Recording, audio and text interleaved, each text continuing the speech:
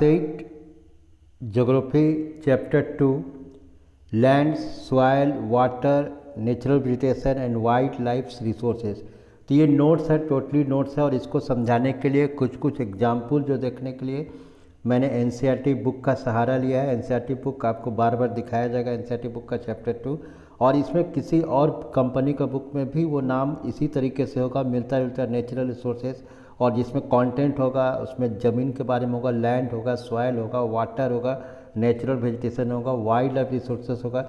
ये चैप्टर थोड़ा बड़ा है क्योंकि इसको एक एक एक्सप्लेन करके पढ़ना है, और ये आपको जो 8 में पढ़ाई होगा वो 10 में भी इम्पॉर्टेंट है, 10 में भी ये चैप्टर है। इसलिए इस चैप्टर को अच्छा से समझेंगे और इसको पार्ट वाइज बनाएंगे। एक वीडियो जो है ज़्यादा से ज़्यादा 10 मिनट का हो, उससे ज़्यादा नहीं, ये मैंने ख्याल रखूँगा, मैं ध्यान दूंगा। तो इसलिए इसका पार्ट 1 पार्ट 2 जा सकता है, और ये जो पहला वीडियो है पार्ट 1 है। तो हम लोग यहाँ पर जो 3 वर्ड जो देख रहे होंगे, 4 वर्ड एक्चुअली, तो इसमें पूरा देखेंगे तो 5 है, land, soil, water, natural vegetation and wild life resources.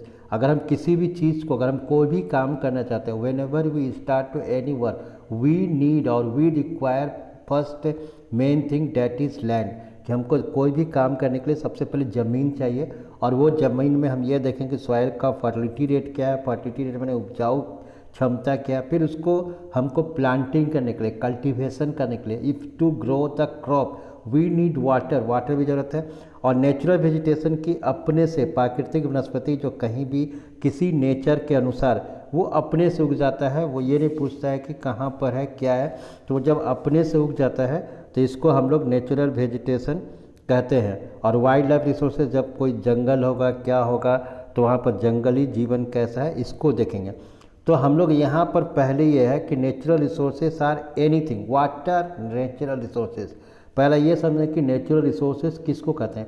तो नेचुरल रिसोर्सेज जो प्राकृतिक संसाधन है जो हमको पीपुल जो है कहीं से भी मिल जाता है, चाहे land, water, air, free of gift में, जैसे एयर मिल जाएगा, लेकिन वाटर भी हमको कभी कभी आजकल जो होता है कि प्योर वाटर के उनको पैसा पे करना पड़ता है। तो यहाँ पर यह है कि वाटर नेचुरल रिसोर्सेज, तो natural resources are anything that people can use which comes from nature, कि जो पीपल यूज करता है और वो नेचर से आता है, और such as land, water, air etcetera. तो हम लोग सबसे पहले देखेंगे लैंड। तो लैंड है क्या चीज़। अब इसको समझने से पहले, जैसे यहाँ पर नोट्स में ये बात जो हमको जो 3-6 पॉइंट याद करके रखना है कि जो लैंड है it is the one of the most important natural resources. अब हमको ये देखना होगा कि एक अगर 2 प्लेसेस है, अगर अर्थ है तो अर्थ में कहीं पर माउंटेन भी होगा। अब हम इसको पहले ये समझाते हैं कि माउंटेन्स कैसे कहते हैं। तो ये जैसे माउंटेन्स हो गया, ये प्लेट्यू हो गया जिसको टेबललैंड भी कहते हैं, ऊपर ऐसे ऊंचाई में है, हाइट में है, लेकिन ऊपर जो है प्लेन होगा। फिर एक ज़मीन जो है प्लेन्स है जो कि समतल है, नीचे है, और उसके बगल वाटर्स है, रिवर सब है, तो ये प्लेन हो गया, तो इसको हम लोग प्लेन कहेंगे। ठीक है, इसको हम लोग जो यहाँ पर ये है, यहाँ पर प्लाट्यू कहेंगे, प्लाटू एक्चुअली प्रोनाउंसिएशन है प्लाटू। और उसके बाद देखिए माउंटेन, अगर इसी में अगर छोटा हो गया तो इसको हिल कहेंगे, अगर इससे छोटा इसी साइज का हो गया तो ये हिल कहेंगे। तो अगर कोई खेती करता है इस जगह पर तो उसका जो प्रोडक्टिविटी ग्रो होगा, उसको यहाँ से अगर यहाँ 100 kg होता है तो यहाँ पर उसको 50 kg होगा, या उससे कम होगा, लेस देन 100 kg होगा, क्योंकि वो ये प्लेन्स है। यहाँ पर इसका जो है पूरी तरह से जो लैंड है वो कल्टिवेटेड है, पूरा वो अलुवियल सॉइल है। तो इसको हम लोग समझेंगे एक बुक से, जो मैंने बताया कि एनसीईआरटी का सहारा लूँगा एग्जाम्पल का। तो यहाँ पर जो एनसीईआरटी का है इसको देखते हुए चल रहे हैं कि यहाँ पर एनसीईआरटी का जो बुक है chapter 2 land, soil, water and natural resources and wild life resources. तो इन ए स्मॉल विलेज, यहाँ पर एग्जाम्पल लेके गया है कि एक छोटा सा गांव है, in a small village in Tanzania Africa.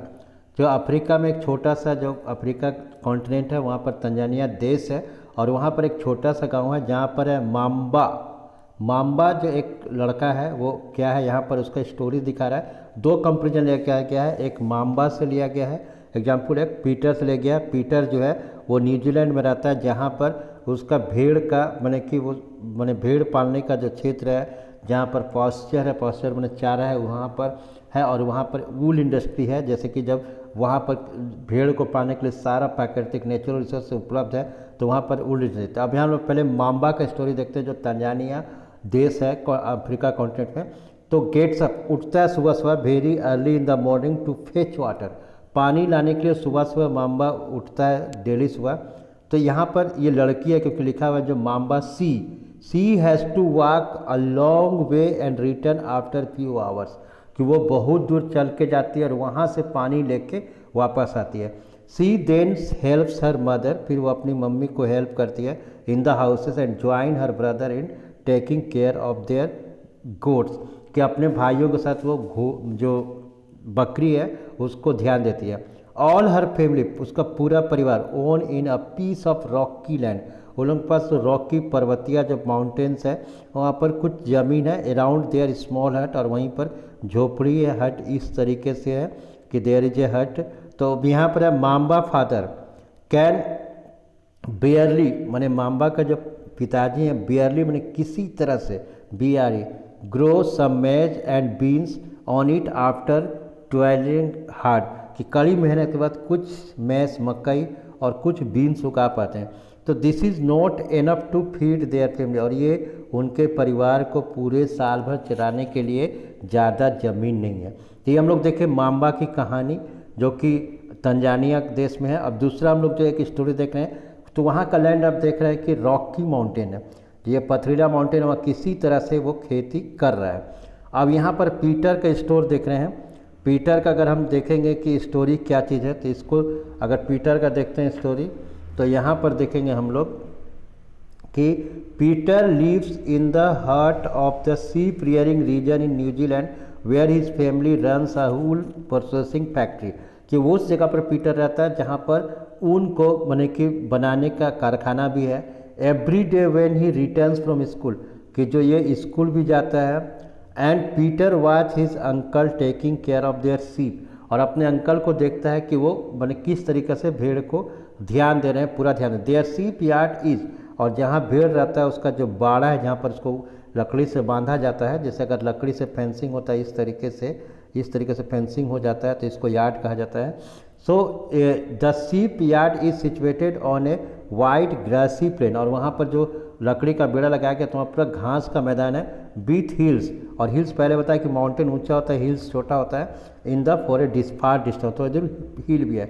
It is managed in A scientific way using the latest technology, और वहाँ पर जितना लेटेस्ट टेक्नोलॉजी है उससे वायर प्रोसेसिंग होता है। तो Peter family also grow vegetable through organic farming, और ऑर्गेनिक माने कि उसको खाद उद दे के सारा कुछ वो वहाँ पर उगाता है और उसका परिवार ठीक से चलते रहता है। अब हम लोग देख रहे हैं कि mamba and Peter stay in the two different part of the world, यानी आप देख रहे हैं कि माम्बा वहाँ कहाँ साउथ ये तंजानिया में रहता है अफ्रीका में, और कहाँ पीटर रहता है न्यूजीलैंड में, कि न्यूजीलैंड जो है अगर आप देखेंगे तो इस कॉन्टिनेंट का ये साउदर्न हेमिस्फीयर है, और यहाँ पर जो अफ्रीका का यहाँ पर है तो तंजानिया इस जगह तो ये नॉर्दर्न हेमिस्फीयर है।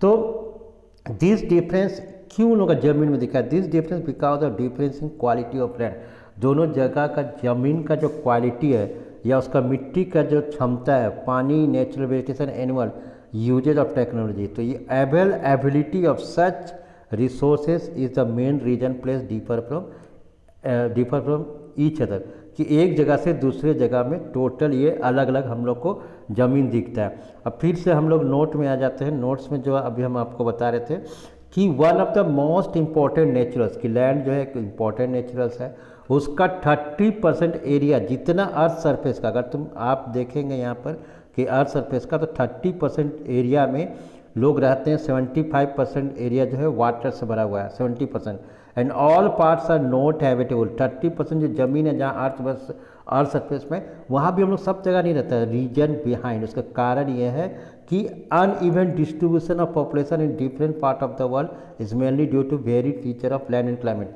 कि ज़मीन का जो फीचर विशेषताएं हैं और उसका जो मौसम का विशेषताएं, उसके अनुसार जो जनसंख्या है वो बटा हुआ है, अनइवन डिस्ट्रीब्यूशन। कहीं पर यहाँ पर अगर ज़मीन है तो यहाँ पूरा एकदम भरा हुआ डेंसली पॉपुलेटेड है, और यहाँ पर एक होता है डेंसली पॉपुलेटेड, एक होता है स्पार्सली पॉपुलेटेड, कि जहाँ पर आदमी, अब यहाँ पर माउंटेन्स है तो यहाँ बहुत कम आदमी लोग रहता है, दूर दूर रहता है, तो स्पार्सली पॉपुलेटेड है।